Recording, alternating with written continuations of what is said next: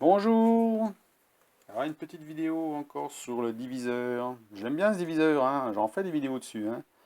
Alors bon, là ça sera encore sur le compas, puis peut-être deux, trois autres bricoles que je vais parler. Donc le diviseur, là j'avais parlé la dernière fois du compas avec la possibilité de mettre ça. Alors je me dis, bon, bah, c'est pas si simple que ça d'avoir, il faut trouver les bons clips, il faut trouver la bonne rondelle, la bonne épaisseur, bon, tout le monde n'a pas ça chez lui, il faut une pince à clips, enfin bon, c'est compliqué. Bon. Alors j'ai réfléchi un petit peu et je me suis dit, ben, pourquoi ne pas utiliser le matériel qu'on a d'origine? Donc le matériel d'origine, c'est la graffe qui est là. Voilà. J'ai remis la graffe et là ça marche. Et regardez, le compas il tourne avec la graffe. Et là c'est dur, juste ce qu'il faut. Tout simplement parce qu'il y a une rondelle qui appuie dessus. La rondelle là, vous mettez une rondelle un peu plus grosse. Et la graffe là, eh bien vous l'aplatissez pour qu'elle soit comme une rondelle plate. Elle soit bien plate. Et c'est l'appui de la rondelle dessus sur la graffe qui appuie sur le compas, qui bloque le compas. Et tout simplement, voilà. Et là, la solution est trouvée. Là, bon, on a beau faire, je mets 4 trous par exemple. On compte 1, 2, 3, 4. On a beau faire ce qu'on veut. Toujours 4 trous. Voilà. Donc, ça ne bouge pas. Voilà. Donc, de ce côté-là, je crois que j'ai trouvé la solution, hein. Bon. Comme je dis, j'aime bien approfondir. Il y a une autre chose que j'aime bien approfondir, c'est le blocage derrière qui m'énerve. Alors le blocage derrière, c'est la petite manette qui se trouve ici, là. Alors j'espère qu'on va voir. Parce que là, je suis après le portable. Parce que l'appareil photo, elle est à moitié en carafe, il déconne. Voilà, c'est la petite manette là qui est derrière, que j'ai montré là, qui était impossible à couper. On ne pouvait pas serrer le mandrin avec ça. Alors pourquoi on ne peut pas serrer? Ben, tout simplement, c'est parce que c'est mal fait. Hein, vous avez une bride à l'intérieur qui serre la broche qui est là. Hein, la broche, elle ressort là, dans le trou là. Vous avez une bride qui sert, hein, ça a une pince, comme une pince. Voilà. Sauf qu'il y a trop de jeu. Voilà. Il y a trop de jeu, forcément. Donc, et la bride est beaucoup trop grosse. Ça veut dire que vous avez une bride en fonte qui fait, je sais pas moi, plus d'un centimètre d'épaisseur. Alors, vous allez essayer de brider avec ça. Comment voulez-vous que ça marche? Il faut forcer comme un malade. Alors là, j'ai démonté et j'ai refait un truc dessus, c'est mieux. Sauf qu'il faut que je fasse trois quarts de tour. Ça veut dire qu'ici, là, c'est le premier quart. Ça veut dire que là, bon, là, ça ne sert pas, hein. Là, c'est bon. Là, on commence déjà à appuyer. Là, on a un appui. Je fais un quart de tour. Voilà, je fais un quart de tour. Ça ne sert toujours pas. Le mandrin ne sert pas. Il faut que je fasse encore un quart de tour pour bloquer. Donc, en fait, il faut faire un demi-tour complet. Voilà. Alors, moi, je le laisse comme ça. Au moins un demi-tour. Mais c'est beaucoup plus facile maintenant. Ça va. Ils auraient mis moins de jeu. Ben, on faisait crac, puis c'était bon. Crac, c'était bon. Hein, juste ça. Voilà. Ça bloquait. Voilà. Alors pour refaire une bride comme il y a là à l'intérieur, juste avec le minimum de jeu, c'est possible que je la fasse, je la refasse, mais ça, j'ai pas envie. Donc je vais laisser comme ça. Donc la solution, c'est que je vais faire autre chose. Je vais faire ça, une clé à mandrin, que je vais mettre à la place. Ça veut dire qu'elle sera peut-être un peu plus petite que ça, parce que c'est là un peu grosse, hein, au niveau de la poignée, hein, elle sera peut-être un peu moins grande. Mais ça sera le même genre que ça. Et ici, au lieu d'avoir un carré, ce sera une vis de 6 qui va être vissée dedans. Ce qui fait que là, ben, vous n'avez plus qu'à faire un quart, un demi, puis c'est fini, terminé. Puis là, vous avez de la force. Vous avez plus de force comme ça, et plus facile que la manette, là, parce que là, regardez la manette, là. Qu'est-ce qu'il faut faire? Eh ben, il faut se tortiller pour aller serrer là derrière. C'est pas devant, c'est derrière. Donc, il faut se tortiller les doigts comme ça. Donc, on est mal. Voilà, il faut passer de l'autre côté. Il faut passer de l'autre côté. Puis, on est obligé de... Alors, ça va pas, ça. Donc, à mon avis, c'est pour ça que je veux rectifier le problème. Pour moi, ça, c'est pas l'idéal, hein. Bon, c'est pas un défaut, hein, mais le défaut, il est parce que c'est pas usiné parfait. Ce serait usiné à quelques centièmes, et ben, il n'y aurait pas besoin de forcer beaucoup, on ferait que ça, hein, on ferait qu'un petit coup comme ça, avec le doigt, tac, ça serrerait. Eh ben non. Eh ben non. Donc voilà. Donc il y a encore autre chose. Ça va être fait. Ça sera une vidéo, je ferai une vidéo là-dessus. Mais bon, ça sera une clé de mandrin, hein. Voilà, je vais remettre comme il faut l'appareil photo. Enfin, c'est plutôt le téléphone, l'appareil photo, pour l'instant, il ne veut pas marcher. Il faudra que je change. J'aime bien l'appareil photo, moi, le portable, j'aime pas trop, hein. Alors bon, bien sûr, pour faire des pignons, il faut un 4 morts indépendant, hein. Ça, il n'y a pas le choix. Celui-ci, c'est celui de mon tour, qui s'adapte dessus, puisque mon tour, vous savez que moi, j'ai un tour avec un 100 mm à la base, et j'ai mis un 125. Ce qui fait que ça, c'est un 125 avec une flange, ils appellent ça, c'est un faux plateau qui s'adapte sur du 100. Donc il va très bien dessus, il n'y a pas de problème. Donc là, j'ai regardé, là, la concentricité, là, je suis à 2 centièmes. Voilà, 2 centièmes de défaut. Donc là, pour moi, là, ça commence à être sérieux, hein. Et pas 2 dixièmes. Donc, comme je vous dis, hein, faire un pignon avec 2 dixièmes de défaut faux rond, à mon avis, c'est pas ce qu'il faut, hein. Je pense pas que vous allez faire quelque chose de bien, à moins qu'on s'en fout, que c'est pas précis du tout, on laisse beaucoup de jeu entre chaque pignon, ça peut le faire, mais sinon, si on veut quand même que les pignons soient bien engrainés, il faut quand même qu'ils soient bien concentriques, hein. Parfait. Donc, c'est tout ce que je voulais dire.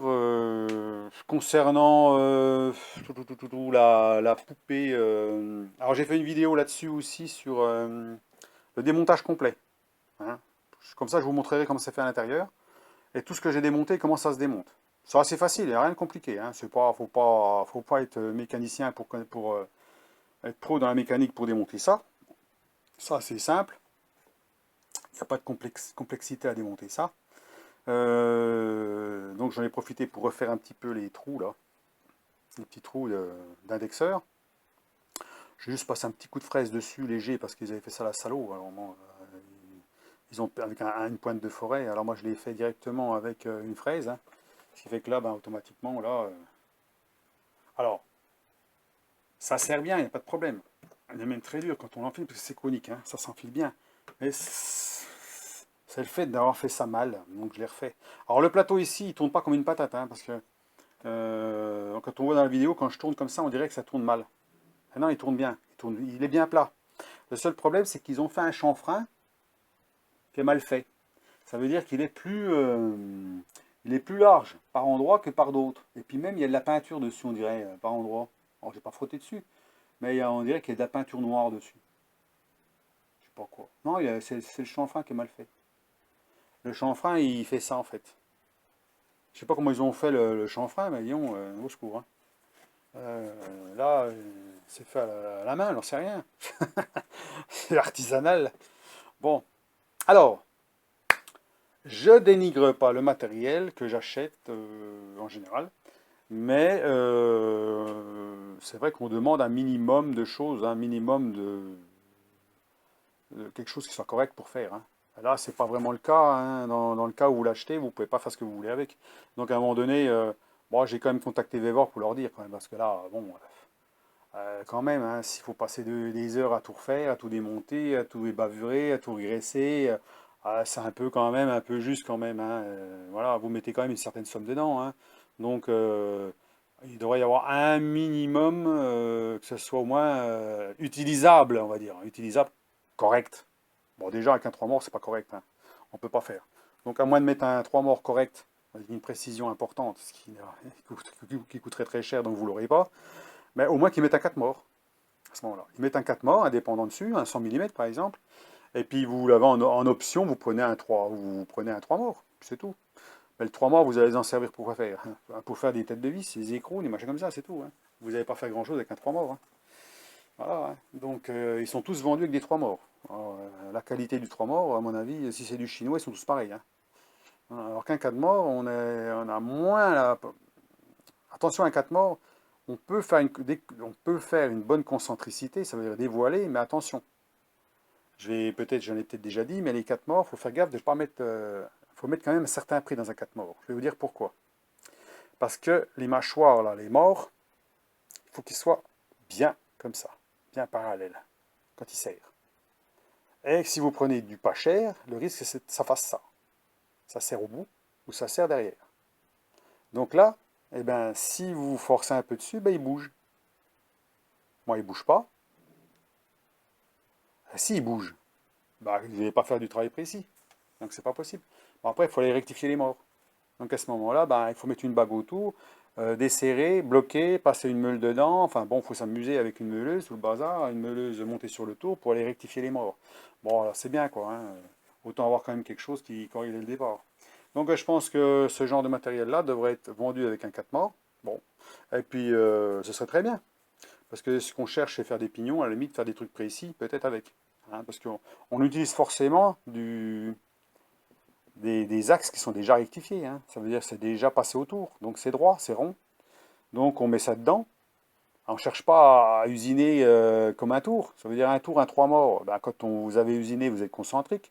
Alors vous êtes peut-être un peu conique, je suis d'accord, mais vous êtes concentrique. Alors si vous avez quelque chose de concentrique dans un 3 mâts, ben, vous n'êtes plus concentrique. Hein, une fois que vous avez travaillé dessus, vous allez faire quelque chose qui ne va pas être parfait partout. Voilà. Vous allez travailler plus d'un côté que de l'autre, etc. Donc voilà. Donc c'est ce que j'ai à dire là-dessus hein, pour l'instant. J'aurai encore quelques petites vidéos à faire. Peut-être pas beaucoup parce que là on va arriver au bout. Hein. Euh, des modifications, des petites modifs légères à refaire, à bricoler. Mais bon, comme je dis, ça devrait être plus abouti. Hein. Il y a des choses comme la poupée mobile, il ne faut pas exagérer. Hein. Elle n'est pas utilisable. Vous pouvez même pas la bloquer. Bon, si on s'amuse pas à foutre un coup de trait de scie dedans, vous allez me dire c'est rien, fin de scie un bout de fond, c'est rien, hein, ça se suit bien, ça se scie bien, c'est pas de l'acier trempé. Hein. Ah bah non, hein, la fonte c'est de la rigolade. Hein. Là, pour faire un trait de scie comme j'ai fait là, 3,5 cm, c'est zéro, ça se scie très bien. C'est rien du tout à faire. Et pourquoi ils l'ont pas fait? Hein. Pourquoi ils sont arrêtés à 1 cm? Pourquoi ils n'ont pas été jusqu'au bout? Il y a un souci quand même, non? Des fois je me pose des questions, c'est quand même bizarre. Hein. Ah bon, je veux bien qu'il y ait des défauts, mais quand même, hein, encore que... Puis même le dessous, la semelle, là, pourquoi ils l'ont pas rectifié hein, ils ont une fraiseuse, hein. Moi aussi j'ai une fraiseuse, j'ai pas de rectifieuse. J'ai bien réussi à le faire plat. Et ils l'ont fraisé, ils l'ont pas fait plat. Alors, je sais pas comment ils se débrouillent. Hein. Personnellement, là, il y a un gros problème. Hein. Alors, soit qu'ils utilisent mal le matériel, ou je sais pas. Hein. Une fraiseuse, c'est une fraiseuse. Hein. Vous mettez la pièce sur la fraiseuse, c'est obligé d'être plat. Si c'est pas plat, c'est que ça coupe pas. La fraise coupe pas, ou je sais pas ce qui se passe. Ou elle est mal réglée, ou j'en sais rien. Hein. Je vois pas trop. Hein. Là, il faudrait voir comment ils font. Hein, parce que là. C'est important, c'est au moins les bases. Au moins d'avoir les bases. Ça veut dire les surfaces en dessous bien plates, que ce soit niveau diviseur, que ce soit n'importe quoi, un étau, tout ce qu'on veut, il faut que ça soit bien plat. Ça, c'est la base. Si c'est pas plat, ben, c'est pas la peine. Vous allez serrer, ça va se déformer, ça va pas. Donc c'est bien plat. Et au moins d'avoir le principal, que ce soit fonctionnel. Quand on serre une vis, ça doit serrer. Hein. Si on serre la vis et ça ne sert à rien, pour moi, c'est qu'il y a un problème. Et c'est un problème de conception. Hein. Voilà. C'est plus du tout un problème de fabrication. Là. Parce que l'histoire du trait de scie, là, vous n'allez pas me dire qu'ils ont fabriqué ça. Ça marche toujours là? Je sais pas. Oui, ça marche toujours, mais batterie faible. Ok. Ça commence à. Voilà. Donc, ils ont fabriqué ça et comment ils l'ont fabriqué hein. Ils n'ont pas testé pour voir si ça marchait. Toutes ces machines-là qui sont sorties, là, eh ben, sont toutes pareilles. Ou j'ai tombé sur une mauvaise, on ne sait rien. Donc voilà. Donc, eh ben, je continue là-dessus, hein, gentiment. Et puis, ma foi, si j'ai quelque chose d'autre à dire, ben, je referai une vidéo dessus. Et puis, comme ça, vous verrez exactement comment ça se passe. Hein. Pour l'instant, bon, ça va. Pour l'instant, là, je suis content. Précision 0,2, 0,02, c'est 10 fois moins, hein, 2 centièmes. Voilà, je pourrais même améliorer encore si je veux m'amuser, mais bon, je trouve que c'est très bien. Le compas est fonctionnel, donc c'est bon. Le serrage, ça sert.